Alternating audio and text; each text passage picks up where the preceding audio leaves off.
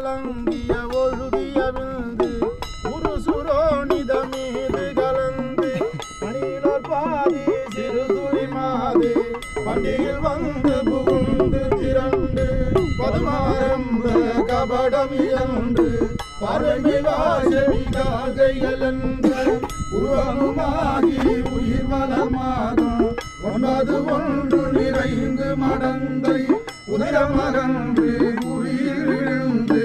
யோகமுவாரமும் நாளும் அறிந்து